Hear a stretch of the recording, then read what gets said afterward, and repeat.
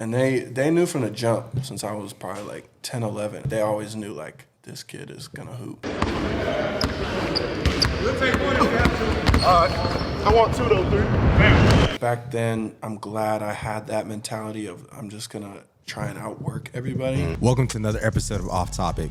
Off Topic is a show where we interview a series of creatives, entrepreneurs, business owners, and like-minded individuals. Today, we have Jalen Terry. Jalen Terry is a film director, creator, musician, artist who has a video production company called Fambo Films. His motto for Fambo Films is, "We are not here to simply shoot and deliver, but to build a true relationship with you throughout the process and tell your story." He offers a wide variety of services that will help elevate you, your business, and your art in a unique way. Jalen has worked with some of the biggest brands and artists in the world. He hopes to create that feeling of capturing the moments that bring excitement and joy into these people's lives. He's gotten to where he's at today, importantly by building relationships and having trust with people who's worked with him. Hope you guys enjoy the episode.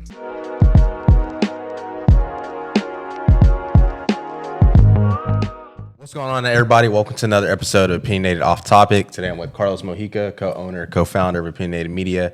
I'm Cam Theory, co-owner, co-founder of Opinionated Media. Today I'm with Jalen. What's your last name? Terry. Jalen Terry. Duh. With Jalen Terry, good friend from college. Both went to Fort Lewis, so FLC gang. Crazy. Well, we were talking off camera. Crazy to see like people from school that played sports doing other stuff creatively or entrepreneurially. So excited to chop it up with him, get to know him a little bit more. He lives in Dallas now, so I'm sure we'll be working more in the future. But yeah, without further ado, thank you for driving out here early this morning. It means a lot, bro. 5:40 a.m. That's crazy. Journey. Yeah, I'm glad you did that because, like he was talking about earlier, it's just nice to shoot on a Saturday and just have that extra cushion if something does go wrong or doesn't go as planned. But again, nonetheless, thank you, appreciate it because I was struggling this morning.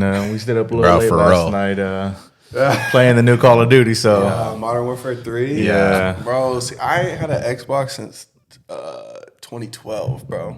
Damn. No game system since then. I sold my Xbox to buy my ticket to go to Fort Lewis. Sheesh. Damn. And I never bought one. That was 2012 was Xbox 360. No, but that was Modern Warfare. I don't know. I'm a Halo guy. No, I wasn't Modern Warfare 2. don't There you play go. Halo. Come on now. Oh, you're a Halo guy. Halo 3, bro. Yeah. I was goated. Yeah, because I think 2012 was Modern Warfare 2. No, I'm sorry. It might have been 2014. Nah, Modern Warfare 2 it was was like 2014. 2009. No, that was Modern Warfare, I'm pretty sure. Modern Warfare came out in 07. It was 07, Yeah, 07, then World at War, then Modern Warfare 2. Modern Warfare 2 World came at out in War, 09. damn. Yeah. But they brought, it's just basically like a lot of the Modern Warfare 2 maps. Yeah. So, Yeah, bro. They came out with like Halo 4 and all these new ones. And, Yeah. you know, I still have homies that play, and they show me, and they got like jetpacks and like triple, like jumping in the air. Doing, Yeah. Crazy shit. I'm like, bro, I had Halo 3, No battle running, rifle, yeah. just like. Because I got on Halo late as well because I didn't play Halo until Halo 5 because I was a PlayStation kid. So I had PlayStation 1, 2, I was 3. Halo. I got a 360 and I played with them for a little bit and I played Halo with them. But like I wouldn't stay on the 360 for very long. I'd always go back to the PlayStation. And then I got a PS4 and then eventually I got an Xbox One, and then me and him just played Halo all the time. Is the PlayStation and Xbox similar to the Apple and Google beef? Like, I always felt like they think they're better, but they're not cool like us. This was the thing was when I got on Xbox and then when I got on PlayStation and played multiplayer, whether if it was Call of Duty because I did play Call of Duty on Xbox as well. Excuse me, or Halo. I can't compare Halo to PlayStation because PlayStation doesn't have Halo. But like Call of Duty wise, I felt like it was the same. Like Xbox was better. Okay. I didn't feel like the Xbox kids were better. They were definitely better. I didn't feel like the PlayStation like kids were better. But the biggest difference for me was like the controller. I like the feel of the PlayStation one better, but I also have small hands, so it makes sense. Yeah, because Like to me, it people doesn't with make big sense. hands, it doesn't like that. It doesn't make sense because yeah. it's not offset. It's all there. Like, I'd rather be offset. That's more natural when you hold it. But now I play on an Xbox controller, funny enough, because With the PlayStation? with the PC. See, that's what these past 5 years like y'all niggas jumping into PC shit, bro. Because the PlayStation and all that. controllers don't have paddles on them. So the Xbox does have a paddle. Yeah, over the head. Over my head. Like I said, I clocked out in like 2014. So that's why I use an Xbox controller. Yeah. Nonetheless, again, thank you for showing up. Yeah. Just take a slow jog down memory lane. Where you're from, to how you got to do what you're doing now. Yeah, it's a crazy story. Because he sent me your little list that you, little paragraph. Little summary. And it's a nice little paragraph. So Yeah. I was interested in hearing it, but Yeah, I essentially. You're good. Okay. I essentially grew up in Alaska. I played basketball there. I was in the gym every day of my life. I graduated in 2013 from Anchorage Christian Schools in Anchorage. Went to Seward High, though, as well. I went to 2 high schools in Alaska. I grew up in this small town, Seward, Alaska, about 3,000 people. how far is that from Anchorage? 2 hours. 2 hours? Yeah, so I moved out of my house when I was like 16 from Seward to go play at this private school in Anchorage because we were just better at sports there, and I was trying to get recruited and everything. And then I got a little buzz, was a top player in the state. That's kind of when I first started like picking up a camera or editing. Really, I had my dad film every game. And I was like, Pops, focus on the camera. Like, don't be watching me. Dads when they be, But I chopped up all that footage, and this was 2012, 13, and I was sending it out to like dozens of that was like the beginning stage of Hoop Mixtape, Ball is Life, all these like little ones that were popping up. I was sending them to everybody, and they're like, who is this 6'7" light skin from Alaska? Anyway, I decided to do a prep year in Connecticut with the nationally ranked prep school, Putnam Science Academy. Played 1 year there. I got like 40 D1 offers. And then I got one D2 offer for Lewis. I was planning on using Fort Lewis as like a JUCO. I got you. I was like, okay, let me go D2 for 1 year. Get some film. Because they were like the top 3 D1s were like, you have potential to play. I did my recruiting trip. I'm not stupid. I know how good I was, but there's politics and there's seniority. I knew all of that, right? So I was like, okay, Fort Lewis. I have some like Alaskan friends there. My best friend Kofi was also signing there. He's from the UK. I was like, we're gonna kill this. Yeah. Get hurt my freshman year, tear my arm. So then it was just like a struggle for 3 years. Obviously, I couldn't transfer after I have a bum shoulder. Yeah. I think that's when I bought I was really into like vlogging back then. I think I was like 15, 16. Shout out to Justin Escalona. I watched all of his vlogs, and I bought a Sony A6300. So I started like bringing it on our road trips and shit. We could cuss. Yeah. Yeah, I was bringing them on road trips. Coaches were like, "What the hell you doing with a camera?" Yeah. They're like, we need to be serious. But I would just be in like the van or the bus, making little vlogs out of it. And then I just felt like that sense of connectivity that it brought. It was dope to do that. I did 3 years. Then I went to Humboldt State in Northern California for 1 year. Didn't like it. Coaching staff was kind of trash. And then I transferred to Hardin-Simmons in Abilene, Texas for my senior year. I wanted to go to ACU, but I would have had to sit out another year, and I think I was 24. Yeah. 23 or 24. Yeah. Because that prep year ended I was 19 when I entered college. So I was like, I just want to graduate because I know I'm good enough to play overseas. Did that, graduated, played in Mexico, played in the SEBA Pac league. Super fun, was killing it. Came back to the States, tried out for the G League, Texas Legends, was killing it.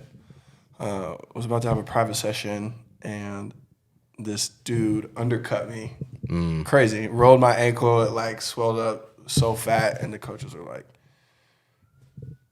it's a business. It's a chop shop. Yeah. They're quick, right? Yeah. I was out for almost 2 months. Yeah. And like, we're not, respectfully, we can't like wait. And I understood. Yeah. So, and I'm pretty sure like this was around COVID. So I was back in Abilene doing Uber Eats. I'm like, bro, this is not life. Yeah. I still had my camera stuff. Like throughout college, I was filming, doing little mom and pop stuff, vlogging. And then I got a call from another Alaskan, which is crazy, who lived in Vegas, who opened up a media agency. Asked me to come live in his mansion in Vegas, and our neighbor was Dan Bilzerian. That's so crazy. I was like, Crazy. hell yeah, like I want to learn under you and Yeah. figure out because that was like my first like this is a job. And then after like 3 months, it wasn't a job. It was like OnlyFans shit. And I was like, hell yeah, I gotta go. Yeah. That Vegas mentality took over. Yeah. But I made so many connections there. And that's when I realized like your network is your net worth. And then through that, I moved to LA, worked for a small record label, slept, was living on a couch. Dang, what did I do after that? Oh, and then I moved back up to Northern California with some people I met from Vegas for a couple months. I had no money. Was like on my last straw. Did one more trip to LA. Met up with this rock star named Drew. Shout out to Drew because he helped change my whole life. He introduced me to his roommate, whose name is Ben Ricciardi. He had this big media agency in LA. And that was March 2021. And I started working for them. And that's where I built my connections with Adidas, Nike, C4 Energy. Just really showed me like the actual industry of, client relations, full production sets of $50,000 to $250,000 to how things are ran at that level that you always aim for. I totally was faking it till I made it. Like throughout that like 4-year process, at every step I would never say no. I was like, I know how to do this, or I can do this. Or, go home and I've been there before. Yep, and just trial and error, right? So that's crazy. Yeah. You've been everywhere. You literally went from all the way west to all the way east. Yeah. That's crazy. And then being from Alaska initially, so it's like you're up there. What is? I think I was just talking to my girlfriend, but I was like, Alaska's crazy because like, bro, it's like always dark, never sunny, or sunny a long time and not dark. So like, in the summer, what is life like in Alaska? It's always bright, other than like 4 or 5 hours, and it's just switched. But that's really like only like a 4-month period, and then there's like a 3-month period of it being pretty even, and then there's like 6 months of where it's the opposite. It's like damn near dark, other than like 4 or 5 hours. That's crazy. But yeah, I would never. It's tough, like to each their own. But like, I would never live there if I was like I was in school, right? I was in high school, elementary, middle. I had friends. We were snow machining, 4-wheel, like we were doing stuff with like kids, and this was before social media, so it was prime.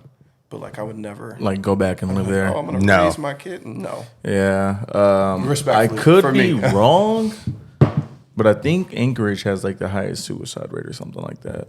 Alaska Per capita, yeah. Because it's just I haven't been there, but it's cold and it's cold, and then just all the changing. Yeah, man. I mean, it's so beautiful, but then it's also could be your worst enemy. Could you see like Russia or no? Like how because I know it's like right there, so it's like no, hell no, bro. Alaska's like a third of the size of the U.S. Yeah, it's massive. Yeah, it's massive because it's the first biggest state It's Alaska than Texas. But it's like 3 times bigger than Texas. Yeah, it's crazy. huge. And Texas is, How far is Anchorage from Canada? oh my God, I don't even know. Yeah, far. Like, yeah. That's I'm crazy. sure it's like a day drive or some shit. How was it like just explaining to your parents that you wanted to go to Anchorage to play like ball? Like, was that an easy decision for them? Because like you're what, 16 at the time? Yeah, I wanted to do it my sophomore year. Yeah. And they knew from the jump since I was probably like 10, 11. I just didn't, I was unaware of that capability, but they always knew like this kid is gonna hoop. When I was 15, they're like, we don't, or yeah, like 15, 16, we don't think you're that ready. Try one more year with the school. I loved all my friends there, but it was just like high school kids just hooping. Yeah. I'm out here Trying to make it a dream. and I'm, like I said, I was one of like probably like 4 guys over 6'5" that were like really That were trying like to do this. You know what I'm saying? Yeah. So yeah, they were like all 4. I lived with he was my point guard. I lived with him for the Arness family while I was at ACS. So was that a school that like was like a IMG?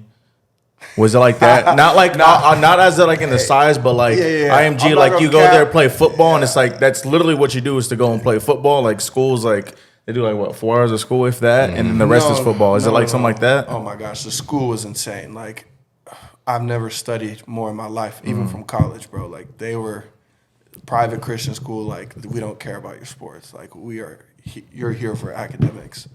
I was at the school at 6 a.m. working out, then doing homework, then going to class, then doing more homework at lunch or gym, and then afterwards staying, regardless if I was in season or not, doing homework or working out. Like it was, and I feel like that's how real. I'm not gonna lie, like that's how high school should be. If you want to take that lane of like elevating yourself, you know. Yeah, like, there's public schools that are like, like I did my homework in 20 minutes on the ride home or something. Like that's. And some kids didn't even do their homework. Do you we had still dress pass? code, bro. We had dress code. Yeah, that's crazy. But all the haters in Alaska would definitely say like, oh, this school just recruits, and they did. Do you feel like that like helped prepare you like once you went into college and all that, going to school like that? I would say less specifically college, but more life structure, organization, deadlines, respect, professionalism. I see it coming out more now, obviously, than I did then. You were at FLC, bro. It was, it's a different. Yeah, we was. It's a different. We was working hard and culture over playing there. a lot harder when it came to that. So, it was D2, but you can't blame it. Because I mean, it's crazy that y'all are good at sports because that's what y'all focus on academics, but. Here, his brother went to a school called Lake Travis. Yeah, I heard and for football, they treat it like it's college. Like, it's football first over there, and then like school. Yep. But that's why they're so good is because it's football first and then school. Yep. Same thing with like North Shore, Duncanville, like all these other top premier high schools. It's football then. And those school. are all public though, right? Yeah. Ours was private, so that's why they were. But like Bishop Gorman is private. IMG's private. Yeah. Is what are their names? The ones in New York where Ben Simmons went. Melo went there too. Oh, Oak Hill. Oak Hill. Are those Hill's private? It's in Virginia. DC. I think it's in DC or Virginia area. Isn't there one of the two? There might be one. I think there is one in. Where did Jabari go? I'm not sure. Oh, there's like St. Thomas More. Are those? Oh man, where's the one Kyrie went to with Gilchrist? I don't know, but yeah, Are those like Catholic, like dress code type of schools too? I wonder if it's like that for basketball. Like those type of schools are just better at basketball. They don't really hear for football. Oh yeah. There's levels. I feel like Texas and Florida are really like the only places that are like duo sports. Yeah, because like East Coast really is trio because Texas does have good baseball too. Right, that's what I'm saying. Like on the East Coast, like when the schools we played, like this is strictly like basketball. You go here for basketball. Yeah, and I feel like it's probably because it's cold too. I was like gonna say it's typically football, colder. in like Florida, California, Texas, like you can do football year round basically. So that's why the players are so much better because these kids are, especially now, 7-on-7 all year. It's like football, then it's 7-on-7. Like people are like up north, they're like, what is 7-on-7? Right. Like they don't even know what that is. Yeah, what? Bro, You look for a 7-on-7. You Not look forward to gonna lie, bro, these 7-on-7. like 16-year-old kids, bro. I'm like 6'3", 190, and they're like 14, 15, 16. Yeah, the talent and the size of the kids like here, California and Texas. It's crazy though, because like here it's like I feel like they're more put together. In California and Florida, they're more of like athletes. That makes sense. And you say Texas is Like more of like put together. Like you're an athlete, but you're also like good because you're well coached. And you're also strong. Yeah. Florida is just like You're just athletic. just I natural. can't Like- speak on like- Florida, but I feel like California is low key the same because there's like even the best can't even get into certain programs. Like you have to have your shit together as either a family or a kid. Yeah. Like they're not. So I feel maybe like Cali, Texas. I think Cali and Texas are the best states I mean, to produce. it shows in like recruiting. They always show But like if you maps. if you want some corners or you want some like Receivers. dogs, Yeah. go to Florida. Florida. Yeah, for Go sure. to Florida. So you also had like the same, not the same path, but the same. You kind of did the same thing as Hayden. He was in. I think he's from Colorado, right? Yeah. Yeah, he's from But he Colorado. was filming like himself doing like dirt bikes or something to get recruited for biking or whatever it was, and he'll like record it, edit it, send it out. And then that's also how you got like sponsorships to sponsor him doing whatever he was doing. And you're like kind of doing the same thing in high school. Was like, oh, let me record this, edit it, and send it out. At such a young age and at that time, how did you have that mindset? Because like even then, like that wasn't like Wasn't a thing. a Really. big thing. Because that was what 2012. Yeah, 2011 to 13. Yeah, because I mean, YouTube was out, but it wasn't like prevalent like it was today. Like the basketball sites really started going in like 08, 09 was like I feel like the budding of it, and then 2010, 11 was like okay, well because it was like back then it was like if you got that type of content you were elite. You know, like the Austin Rivers, Gabe York mixtapes. Quincy Miller's, ones I was always having on repeat. Like they didn't, because now they just hand them joints out to any parents who pay or any Yeah. 5-year-old. Ooh, class of 2045. Look at his. Yeah. That'd be going great. But yeah, being in Alaska, I was like, this is my way out. I loved living there, but like I knew it wasn't for me. And there's no like real recruiting, like there's no coaches coming up there. Really, it's super rare. So yeah, I was like, all these games, I'm gonna chop them up. I'm gonna have my stat lines on them, and I'm gonna just pray and spray, send them to everybody. So did you send them to colleges or did you send them to like Colleges, websites? man, I have this same mentality now. I was finding schools, finding their assistant coaches, their was equipment managers because I know like they would respond more than like a head coach. And this was all emails back then. There was no like here's my Instagram or phone number. It was straight emails. So I sent it to those, and then platforms like Balls Life, Home Team Hoops, Who Mixtape, Balls TV, all those. That's crazy. What was your recruitment process like? Because you have all these D1 offers. You have 40, correct? So yeah, I mean, And then you have your one D2 offer. So like in your whole time, you're going to the school to like, I want to go to the league, but I gotta go. I gotta go D1 first, and then you're just like, well, now I'm going D2. So what was that like recruitment process like? I think it was just I was so uneducated, and like respectfully, like my pops played in high school, and he was just along for the ride. I took him on visits because like that was an opportunity for him to enjoy something with me. He wasn't necessarily there to like sway me or like educate me on like the process, right? So now that I'm very familiar with it, my kids are gonna be very like in tune of like, hey, like location, school, coaching staff, what's the program look like for the next five all these things. I had no idea. I'm looking at volleyball team rosters. I'm listening to the players that are already there. Like, yo, what's the like vibes like during practice? What's the coaches like? What's the parties like? Like that. That's all I thought. That's all I was thinking. Like, yeah, just the college super life. like shallow level, right? Yeah. Like, and I thought it was way, like I was super naive. I thought your name would have relevance regardless. But it's a chop shop. So like if you have a bad year or like you get hurt like me, you're like, who are you? What? You know, because at least for me, like you think you're somebody, but they're also recruiting, 20 other guys. And it's like that type of mindset. I was so naive to. I was I got 40 y'all.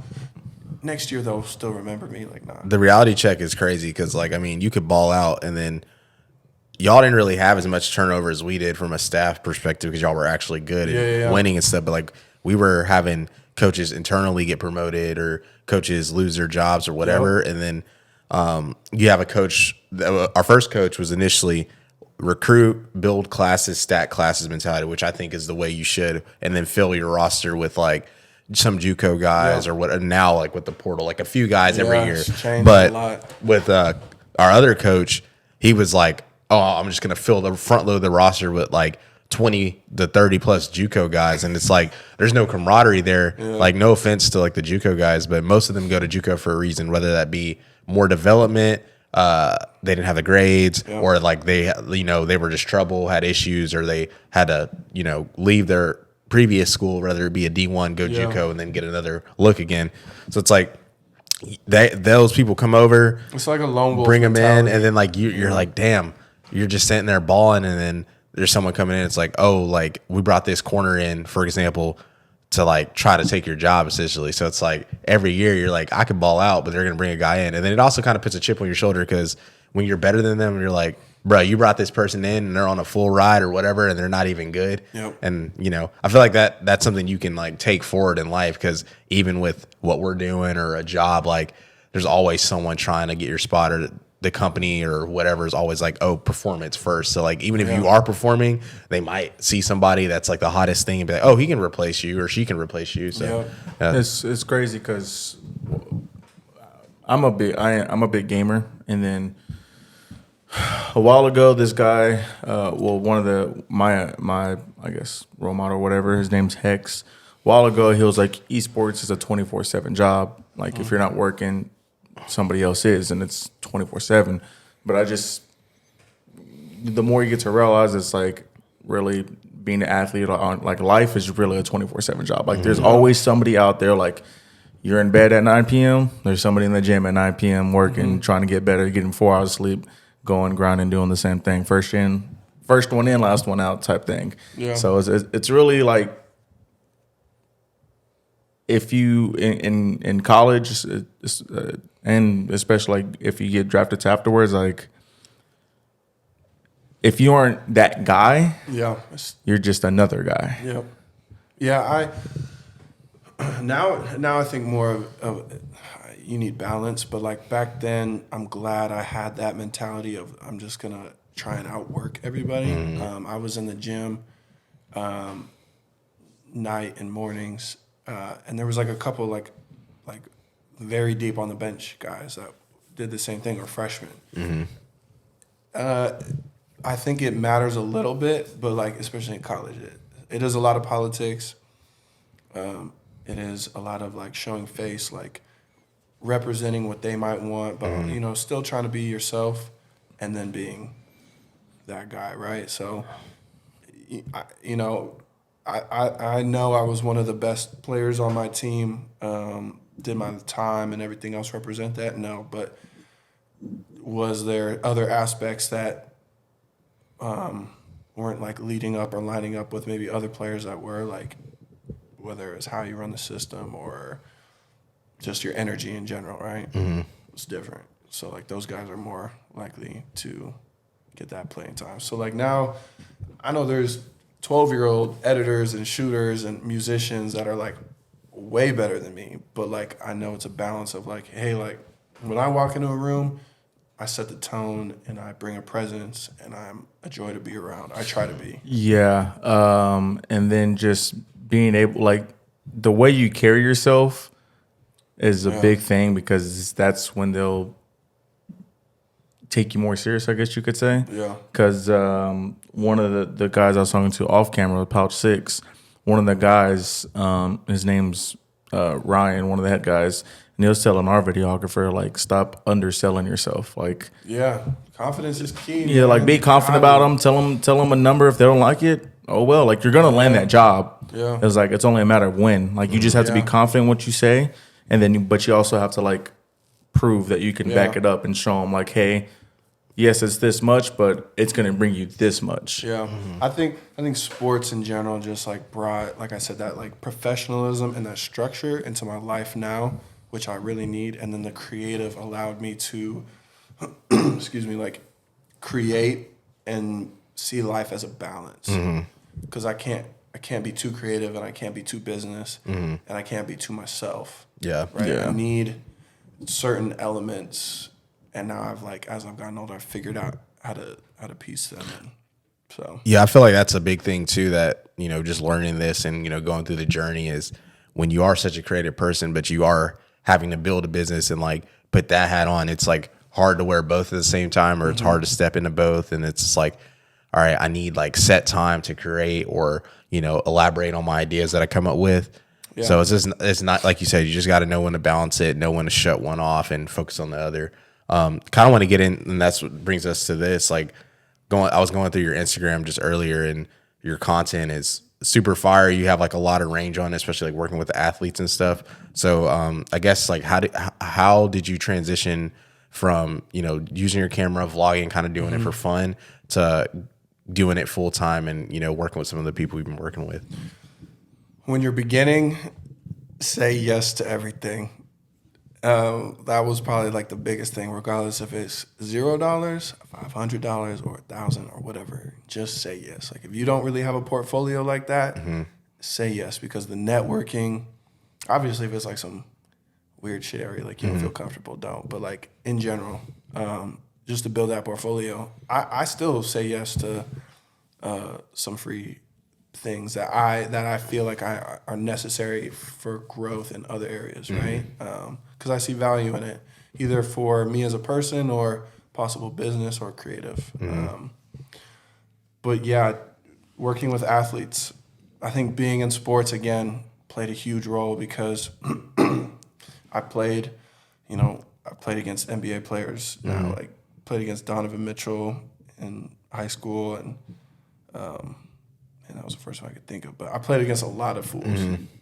And just like being around them and being an athlete myself, I hold myself to a higher standard. So when, those guys walk into a room, I don't act weird. There's no like weird energy. And that's like the biggest thing. That's how you, when I shot with Kevin Hart too, that was like the first moment where I was like, oh shit, like that's that nigga Kevin Hart. Yeah, like, for sure. But I never showed it, and I chopped it up with him for like a couple minutes, and his trainer, shout out to Boss, but like they're just cool. Everybody's cool people. Yeah, bro. no doubt. That's the biggest thing. Like everybody is human beings, and I know most creatives don't come from my background of being like a former professional athlete. To this, it's that niche is pretty small. I would say it's usually like they were a creative kid in like high school. You know? So like seeing them, it was like, whoa. Yeah. Like say yes to everything. Be confident in yourself, and like don't be weird. For sure. When you're around famous people, they also like when you just act normal too.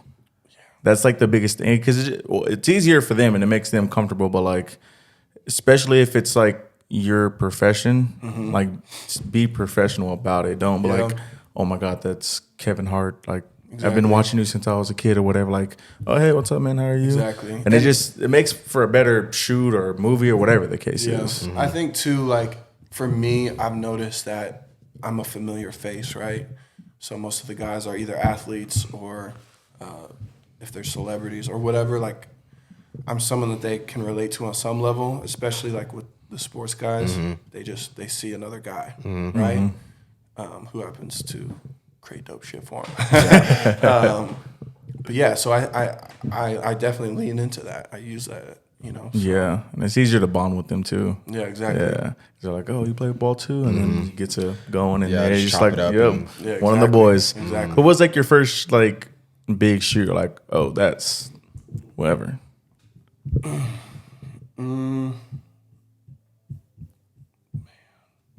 Big shoot.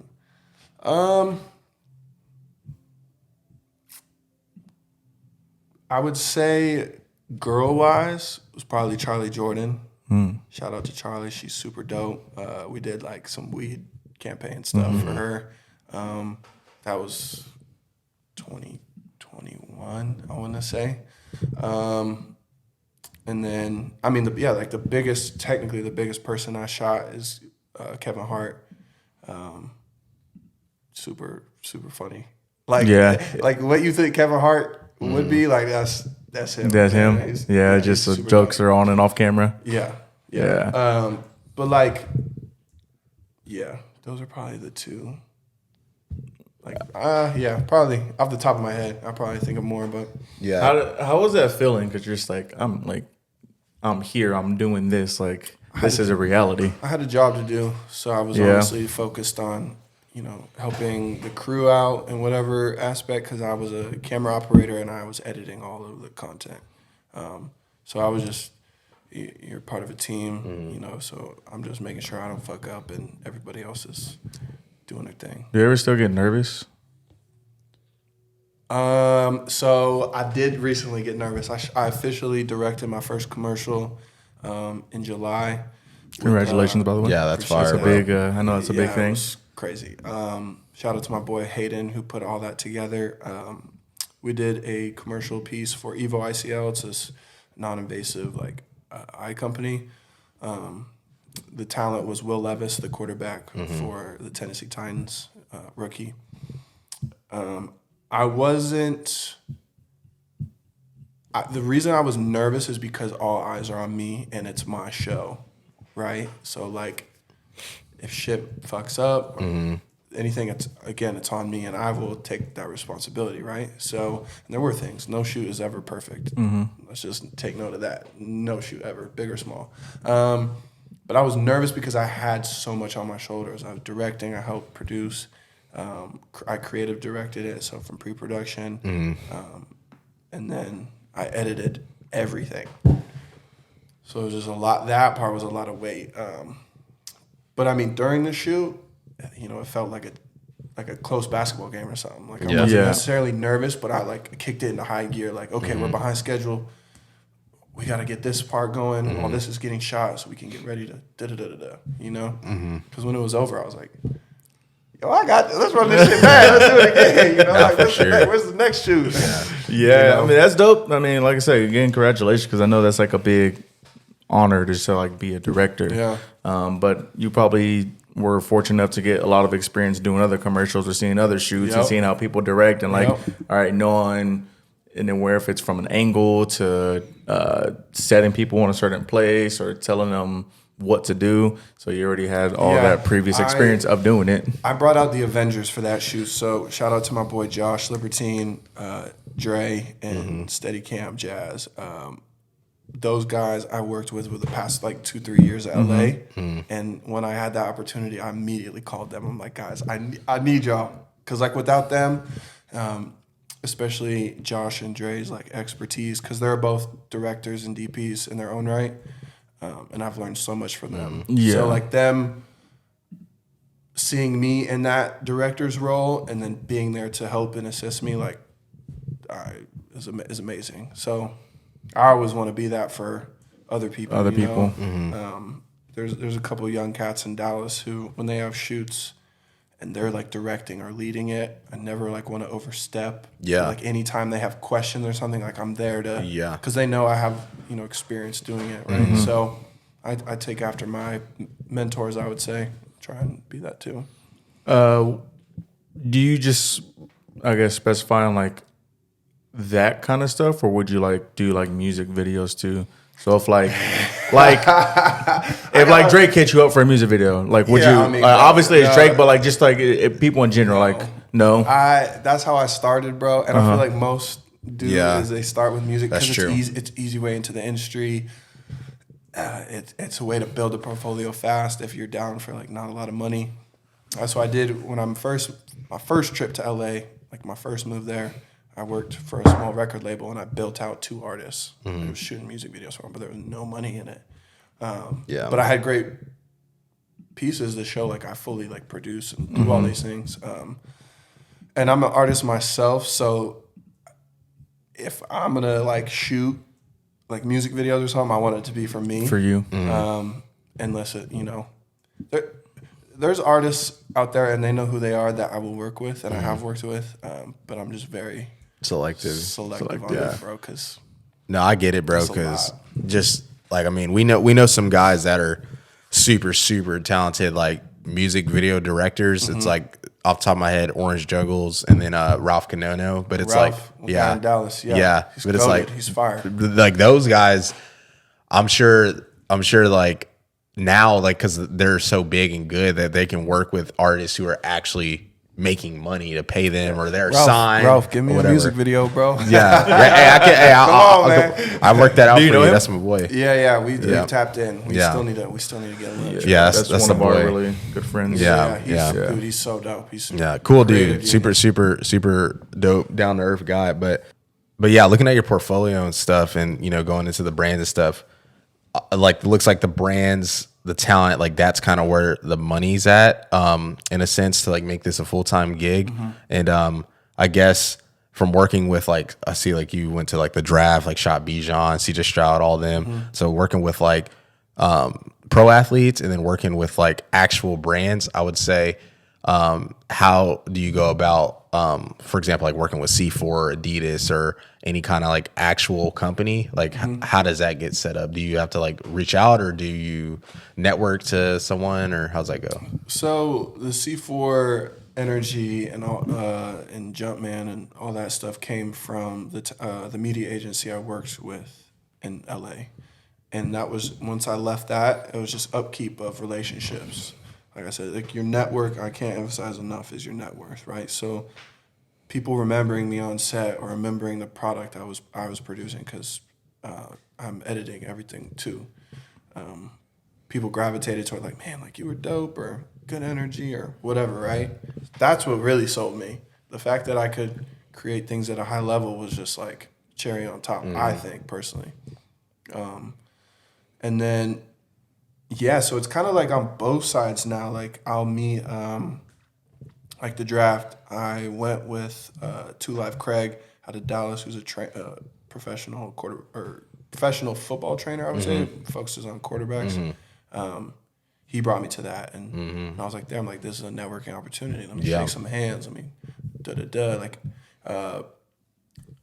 Bijan was a C4 athlete. And I was like, hey, like remember the campaign in Austin? Yeah, I kind of do work for C4. So there's that mutual connection, and that's already built in and still, right? So for sure. I feel like, at least where I'm at a place where I know both sides, like brands and athletes.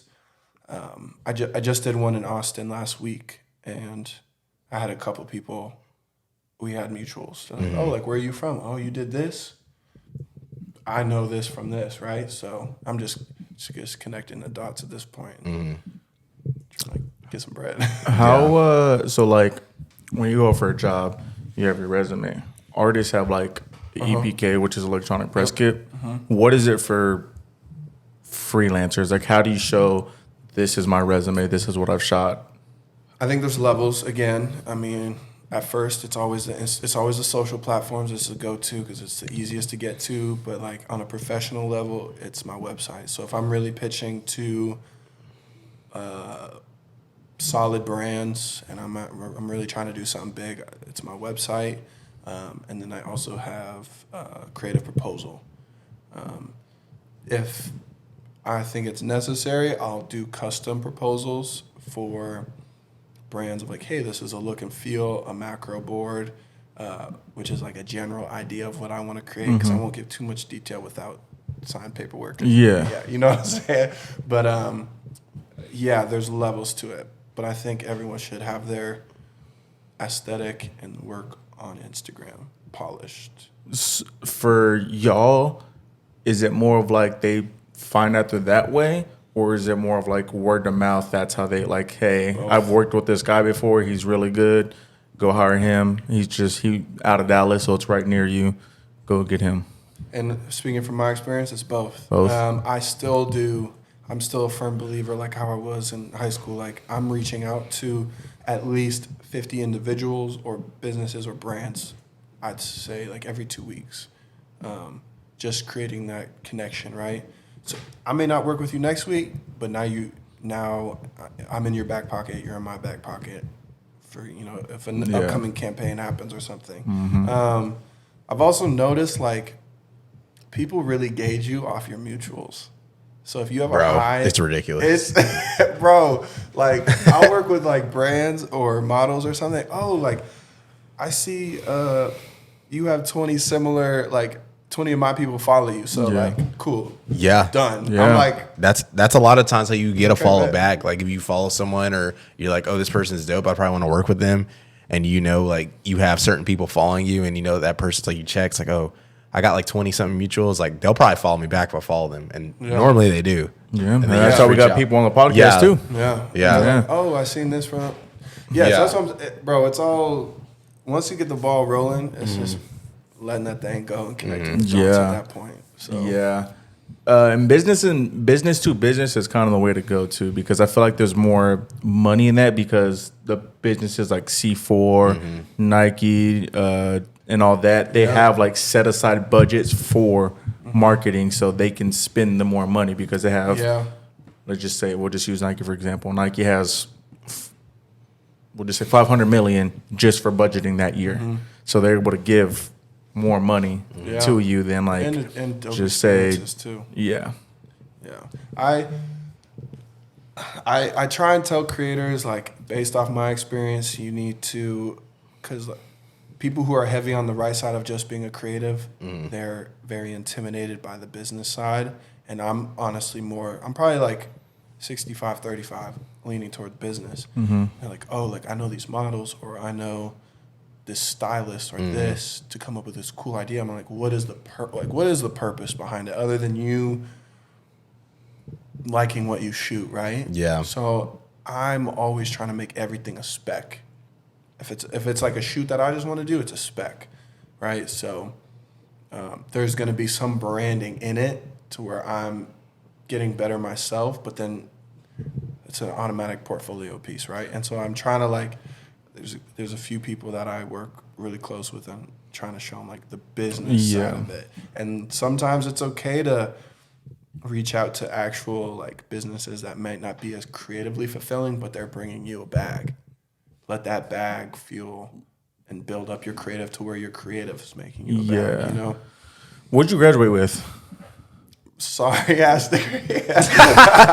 So I'm sorry, bro. Business management, bro. But it was so outdated, man. Like, Well, I was asking because like I was gonna say, did you learn your like business mindset from school, or is it more of like you moving to LA, working with these people, and like you going to Vegas, working with these people, learning from them and how to build like business models or like how to talk to businesses or other creatives or whatever the case is?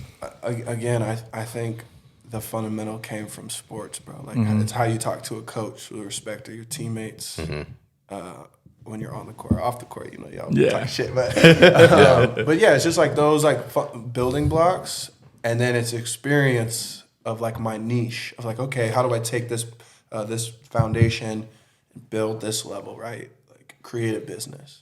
Okay, how do I talk to A-list celebrities? How do I talk to my agency members? How do I talk to businesses? Okay, how do I build my own clients off of everything I've learned, right? Okay, how do I teach others, right? So it's all building blocks on all of that and experience. And shout out to YouTube University. That's for sure. That's where we learn a lot of our stuff. Yeah. So I wouldn't say the business side necessarily, but the creative. Trial and error and experience definitely was the business side. Yeah, that's not going to school for business is bad, but majority of the time, a lot of the professors don't even like have a business. They're just teaching you whatever it is, and some do, and some have that experience. Year, bro, we were like learning about Twitter, and we were all on Twitter like junior year of college. Yeah, and they're like, oh, like an Insta. I'm like, yo, we. Yeah, I just think it's like it's just outdated, but like a lot of the key like foundational parts of the business is like you can learn, like that is taught, but it's like more so like the direct sales, know how to navigate, talk to people now, because it's just different now than what it was. Like now you can get on Instagram, the connection of you working with someone with the internet and like social media, it's way more accessible than it was for, you know, people like our parents' generations, where it's like, oh, I might have this idea, but you got to do so much legwork to even get an opportunity. Now it's like you're just one viral video or one DM or connection away to where someone might check their phone. It's like I could DM Cole Bennett one day and he could actually check it one day and respond, you know, or like and like he follows Ralph and is like, oh, mutual. You never know. You just never know, like you were saying. Exactly. So yeah, I think the one thing you can still learn it online, but like contractual information, and being able to understand that part, because like.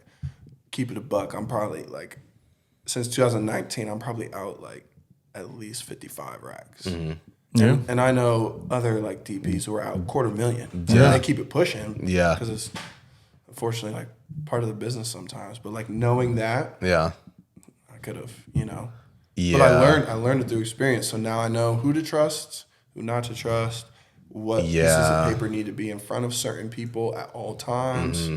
Making people like letting whenever, like you said, get a job or whatever, having everything you need, like budget if it requires you to travel, stay, all that. Then the equipment. Then if you need extra hands, and if you need, you know, the time you're spent working on the finished product, it's like having all that laid down in front of someone. It's like, yeah, you want me to shoot this? It's gonna cost you like $25,000. Someone was like, "What? What do you mean?" You know what I mean? People for some reason they still skip over that. That's part of the creative part of our job. That's a producer. You know what I'm saying? Like that's management. And people are like, oh, I just want to like go there and my mood board and shoot it. Like no, like there's actual structure like that. Exactly. You got to have it all laid out, because it's like it's cool to travel and for what your dream is and shoot this stuff, but it has to make sense. Like you can't be coming out of pocket buying these flights, getting these hotels to go shoot something just to say you did it, and then it's like, you know, especially once you get older and like you were talking off camera, like you have a 2-year-old, so it's like congratulations. It's just like changed, like bro. you gotta, it can't be everything's a money move. Low key, like at first I'm like, oh yeah, let me go to Florida or go here or go back to LA. And I was like, nah, is there money here? Let me line up these shoots. Bring home a bag. Because that daycare money is crazy. Bro, they're getting crazy now, bro. Rent, I have a niece and a nephew. Well, 2 nieces now and a nephew, and that, bro. It's daycare, bro. It's crazy, bro. It's insane. What does a day in a life look like on a set? What type of set? What was your most recent one? Well, very most recent, I was helping my boy Peter. He was doing a little spec piece on this private jet. We brought in Marc Jacobs apparel, and he was doing a spec piece for that. My job was there to help him with the spec video and be a cheerleader and like answer any questions he might have had. That was the most recent set. My roles vary, and I'm like, I try and like leave ego out when it comes to that, because like some people are like, nah, like just being that is a waste of my time, right? So I'll do that, and I'll direct a huge commercial. So my on sets vary. So what did the day in the life of the Will Levis one look like, since you were the face of it? Day of, we got there an hour early. We got every pre-pro, all the grip and electric set up an hour early. I think talent came in an hour early. And yeah, for me, it was mostly just talking to the heads of each department, making sure we're all on the same page. I had a very poor shot list. Like I said, I was wearing like 7 hats, and some other people were too, so it was pretty tough. But making sure I'm talking to all the main heads of each department so that they can communicate with their people. That's the biggest thing. And then, making Will feel comfortable. He's been in front of the camera. He's an athlete. Like, I already know that, so it's just making him feel comfortable. Like, yo, this is about to be badass, bro. Like, I know it's for an eye company, and that may not like seem sexy, but this is gonna be dope. Yeah. So like reassuring him, and then just trying to go down that shot list and avoid all the hiccups and trials, and making sure everybody's takes a lunch break because. It's long hours. No overtime, and bro. There's you could go off in rabbit holes on union workers, non-union, and payments. Because I've been on the set of Longhorn Network commercials, and it was all day and just cut. All right, do it again, just like that. It's not, all right, one more time. It's not as pretty as the final product, bro. No, it's a lot of work just for 2 minutes, if that. Sometimes, literally, bro, we set up a front-facing POV mask shot. That probably took us like 30 minutes behind schedule to just rig it right, and it lasted. I think it lived on the final commercial for maybe like 3 seconds. Yeah. So like there's shit like that. And that's what, like, unless they're a company, that's what people don't realize is like the hours that go into it versus the pay is just night and day. And that's why you charge so much. Because if you break everything down, it's like, bro, I'm only getting $25 an hour and I've spent 18 hours on this. Like, I'm not asking you for this money because I need a lot of money. It's because like this is just how it works. It makes sense. Yeah. You know? I mean, we probably did a month, which probably wasn't even enough time of pre-pro, so in creative direction. Yeah, and clearing it with client. Yeah, you have to clear it with the creative team, and then you have to clear that idea with client. I just had deja vu. I feel like we've had this conversation because this commercial was on, and then I feel like I've been talking about this. Are the crazy simulation, bro. I'm telling you. I had that yesterday too when we were on the game, bro. And that's why I asked yesterday. I was like, "Do y'all remember the conversations y'all had on this game?" And you're like, "Kind of." Like so long ago. So I was just like, it just unlocked a memory for me. Deja vu's our simulation, bro. I'm telling you. I had a question that pop up. How is it managing, like, if you're managing like multiple? Like you said, a month of pre-pro for like this. Say you have multiple shoots or commercials, so you got to manage the pre-pro for like multiple shoots. And then when are you finding time to work on your music or creative stuff for yourself? That's the area I'm still trying to get better at. I do burn myself out with work because I'm so driven to make Fambo Films successful, not only for myself, but like now I have, a beautiful daughter and so like my artistry has kind of taken to a back burner in my like personal life, to be honest. But I don't mind my personal life necessarily being a back burner because, again, my daughter, I love playing and hanging out with her, and I'm 28 now, about to be 29 in a month. So it's like I've had more than enough fun for one lifetime, for sure. In that capacity, right? Like I'm still dope. I like to have fun, but like it's changed a lot. Yeah, no doubt. I do want to find more time. Like last night, I made 3 songs, and I haven't done that in probably 2 months. And that feeling of like, oh my gosh, I'm able to create and do this. Like I definitely need to do that more. Yeah. So. What kind of music? Last night I wrote for 2 like pop rock songs and then 1 like melodic trap song. I usually write like hooks or create melodies to usually pitch to other artists or down the road if I ever want to use it. So. You're an entrepreneur for real. Yeah. Bro. Yeah, you're a hustler. Even music, bro. Like one of my really good best friends, Brandon Burnett, like he essentially brought me in and showed me about like pitching songs and like writing hooks and creating melodies for other artists. And he brought me in. We've written a few records, and he's brought me into sessions. Yeah. Where, like, That's we've done fire. it. Like, Yeah. we have a pending record with Ian Dior right now. Like that type of. That's fire. That's fire. Yeah. Yeah.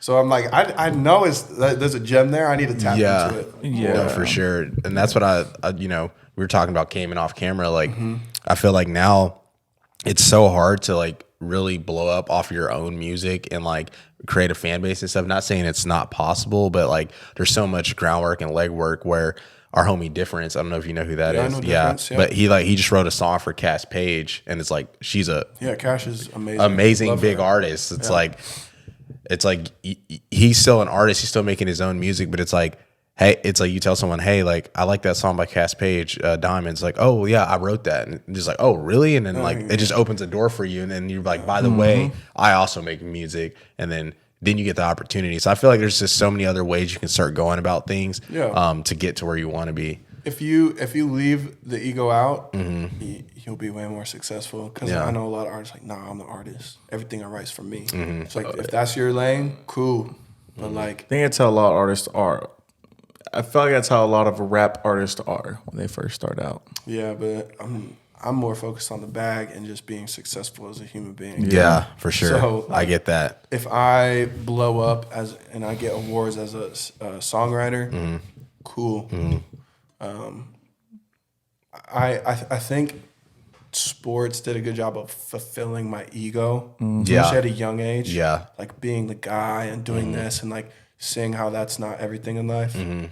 So I don't try and validate it or find it in other avenues of my work. If that makes sense. Yeah.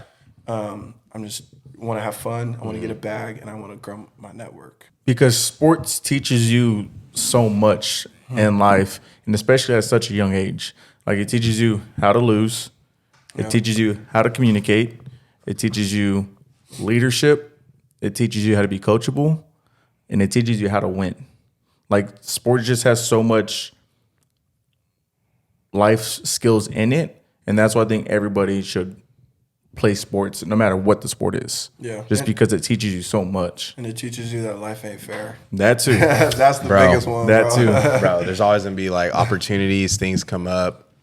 Like, I don't know. You're trying to tell people all the time, like, it's not gonna be what you expect, but you gotta be able to like adjust and adapt. It's like you gotta be able to take the coaching and apply it. Like, feel like if without the sport playing aspect, when you work with people that haven't played sports, it's like, you didn't really do like something a certain way, and you're trying to coach them and not necessarily get on to them, but you're also trying to be firm enough to let them know like, hey, like that can't happen, or change it next time. And then you tell someone that, it's like, all right, they got to know like to adjust that and take it. But if you've worked with people that haven't played the sport or, worked in a team aspect, you might not know how to go about it. And then they might like, he's being like a dick. And it's like, no, I'm just trying to like tell you what it is. Like, so. Yeah.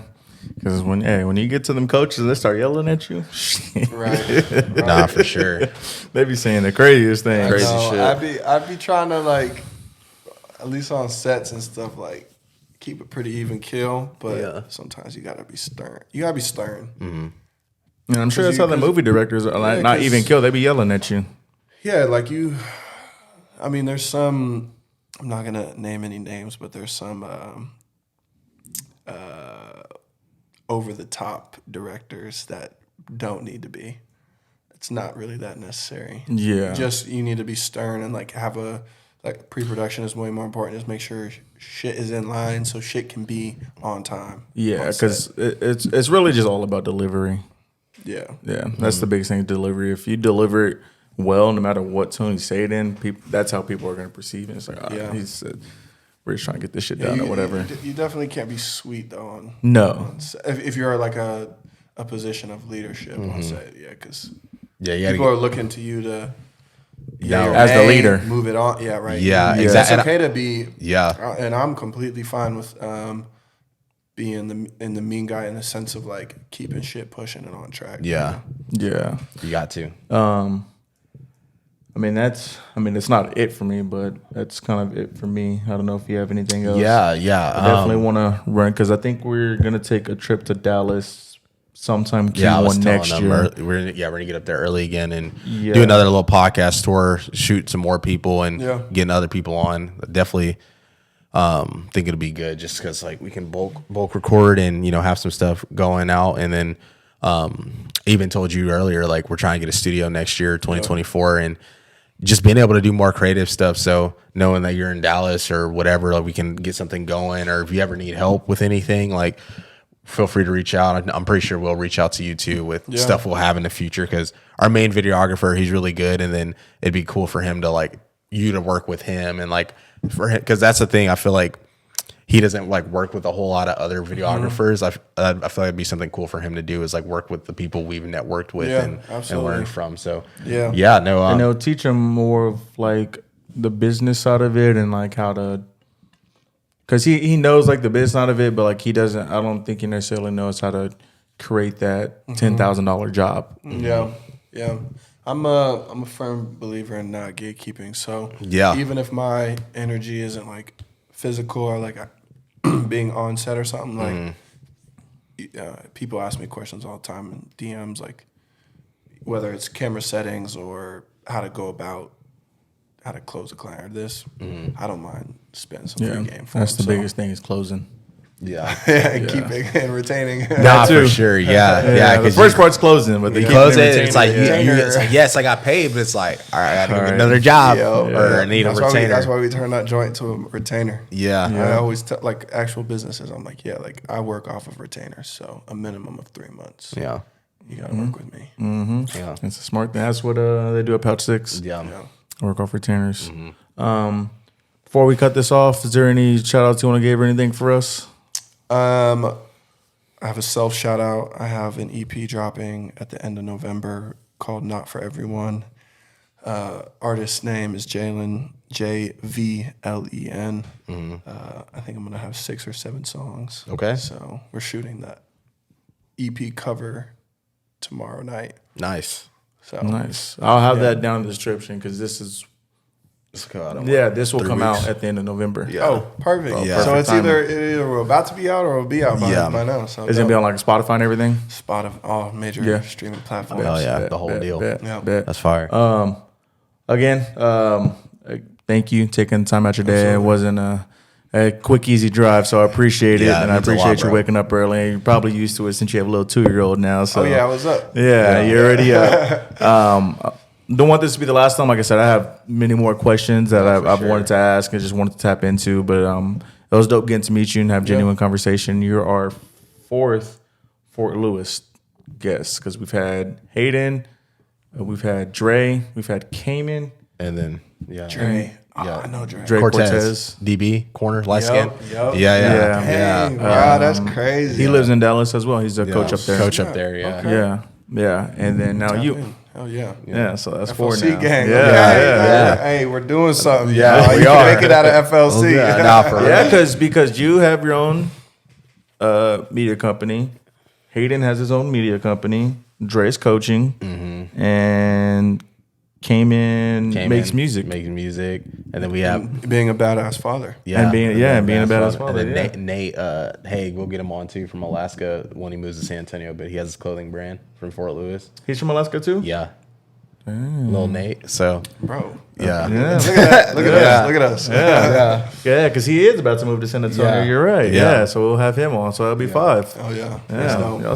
Maybe I should have gone to Fort Lewis. Nah, for real. Good. Hey, it's cool to see everyone doing something, man. Because I went to go visit twice, and it's just I would go visit just to go because of the mountain. It is beautiful, but I couldn't live there. Yes. No, I couldn't live there. For a certain type. Yeah, it's fun. It's fun. It's like I think it's a perfect college experience. Like it's not too crazy. You always have memories there in the mountains. Like. You probably won't ever go to Durango willingly unless you're older, like you're in your 40s and have a family and stuff. But it's dope. The craziness definitely was limited by it being isolated. Yeah, because I've partied in Boulder and Springs and a bunch of other campuses, and it's like because they're so close and connected to a city. Yeah. Way worse. Yeah, now you got a house party in a cabin in the woods. Right. Apartment, little party here, and then it's done. Yeah. But yeah, again, thank you. I appreciate it. Do you have anything? No, that's it, bro. Appreciate you pulling on the podcast. We'll definitely get some more content going. I mean, got a ton of ideas, so excited to like work and let's tap in. Yes, sir. Yes, sir. And, shout out to you guys, man. You guys are doing something appreciate big, you. and like we talked about, it takes a lot of work and effort, and y'all are putting in those 10,000 plus hours. So I'm super honored that this was my first podcast. Hell yeah, with bro. y'all, Man, so. thank you. Love that, bro. For real. It means a I lot. hope it's not the last. And when we get a studio, we'll have you in there. You can do, if you ever need to work out of there, edit something, whatever the case is. We'll definitely be working in some capacity. Yeah. So Appreciate you. We'll have all his stuff in the link in the description. Go check him out. He has dope stuff, makes dope content, and he has his EP coming out as well. So we'll have that in the link in the description down below. But that'll do it from the boys over here at Opinionated. We'll catch you guys next time. Peace. Peace.